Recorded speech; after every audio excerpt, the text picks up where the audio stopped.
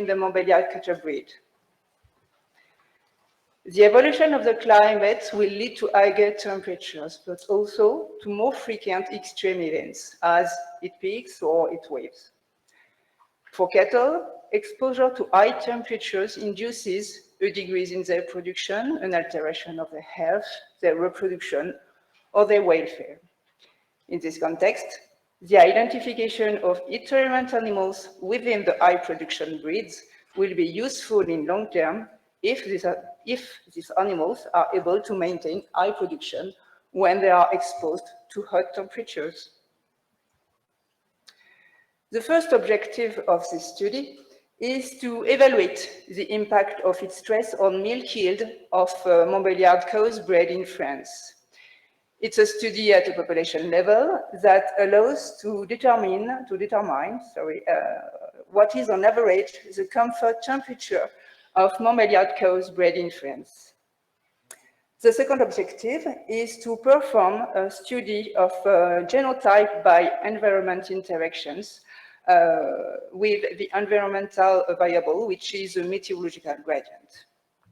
The G by E, the genotype by environment interaction studies, allow to know if the genetic determinism of a trait is the same, whatever the gradient, and if a re-ranking of the breeding values of the reproducers can be observed according to the gradient. This study is based on statistical analysis of indirect measures of heat tolerance by measuring changes in performances under various temperatures. The data available were zootechnical data that are field data from the French national database. The performance used are tasty milk production recorded between 2014 and 2016 on Montbeliarde cows. And I only kept the first lactation performances. The meteorological data were provided by Météo France, which estimates daily meteorological data for each square on a dense green of 8 by 8 kilometer squares.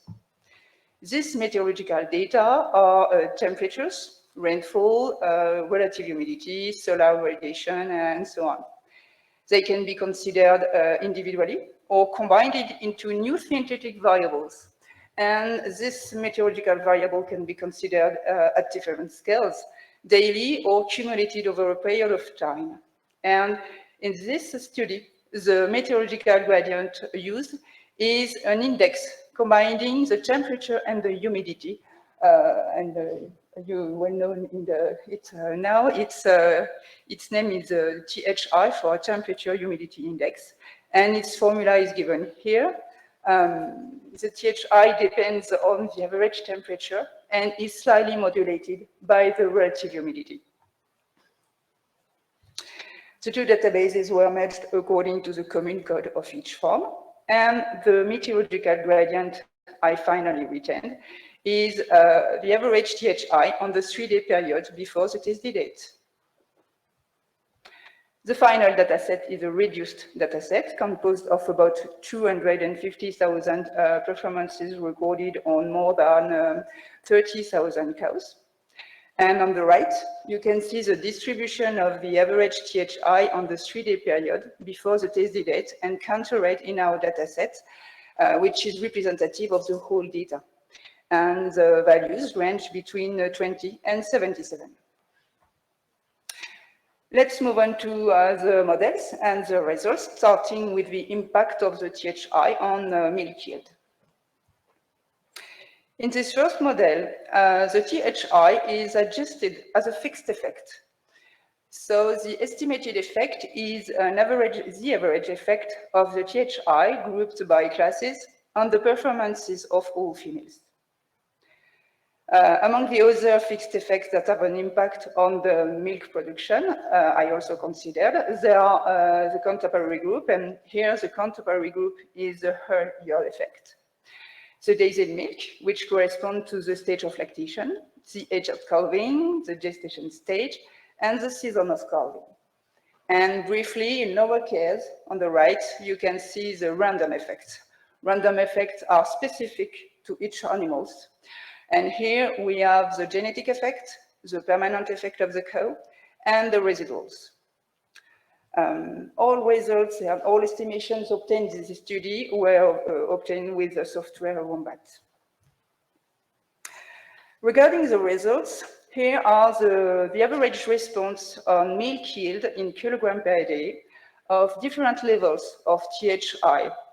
And you can see that in Montbeliarde breed, the bred in France, the optimal THI is between 50 and 55, which corresponds to a temperature between 7 and 30 degrees. And you can observe that before this optimal, there is a slight positive slope, and after this optimal, there is a larger negative slope. So the effect is greater for high THI. Let's turn to the study of G by E interactions. To study G by E interactions, I used random regression models.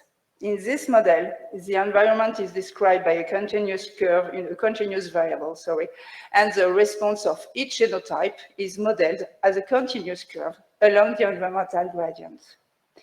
In this random regression model, the performance can also be decomposed as a sum of fixed and random effect. But in this case, the contemporary group is a heritability, and the genetic effect is regressed by several functions of THI.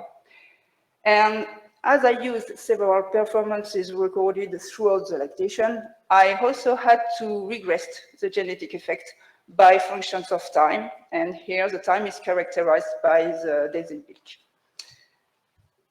The random regressions were modeled by Legendre polynomials of order 3 for the THI and of order 2 for the days in milk, with a constant independent of the THI and independent of the days in milk, which gives how much the cow deviates from the population mean over all THI and all days in milk.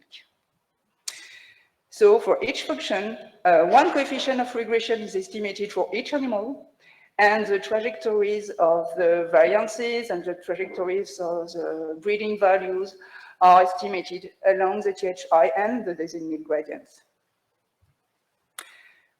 For the permanent effect, the model is the same as for the genetic effect, and the residual variances were considered heterogeneous across days in milk and across THI classes. Let's move on to the results, starting with the heritability. Here are the trajectories of the heritability along the THI gradient. Each curve represents the trajectory of heritabilities at a given days in milk. 30 days, 60 days, and so on, up to 210 days.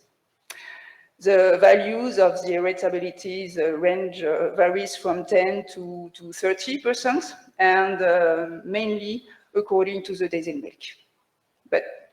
And considering the most frequent THI, you can see that the heritability of milk yield varies from 14 to 24%. And you can notice that the shape of the curve is quite similar, whatever the stage of lactation, and that intra-days in milk, the values of heritability estimates vary little along the THI gradient. Here are the genetic correlations between milk yield at different THI.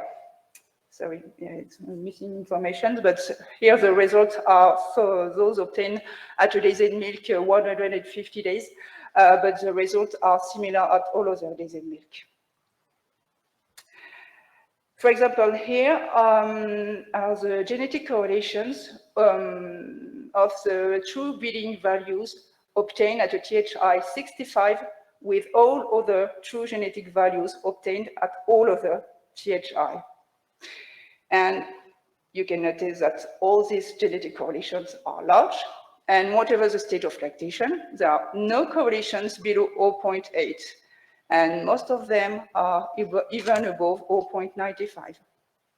So in this dataset, there is insufficient evidence of interaction between genotype by environment. To conclude with the results, Here are the trajectories of breeding values of some sires with at least 500 daughters with record. And the results presented here are those obtained at days in milk 150 days. And once again, the results are similar at all other days in milk. For milk yield in first lactation, the best sires are always the same. You can see at the top the blue one.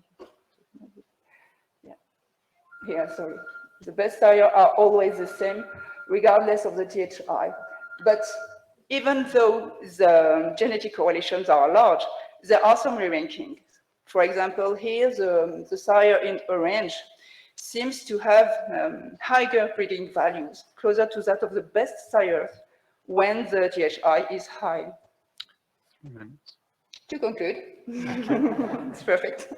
To conclude, the comfort temperature of Montbeliarde cows bred in France in first lactation currently range between 7 and 30 degrees, which is low, quite low, and notably lower than many results available in the dairy cattle literature. This study does not highlight genotype by temperature-humidity interactions or milk yield in first lactation. So further work is planned to estimate difference in heat tolerance between animals. This further work could focus on longer periods of stress. They could focus on multiple rescues, which produce more than primiparous and are perhaps more sensitive to temperature variations. And this further work will focus on other traits than production, especially on reproduction and health traits. Whoops, thank you for your attention.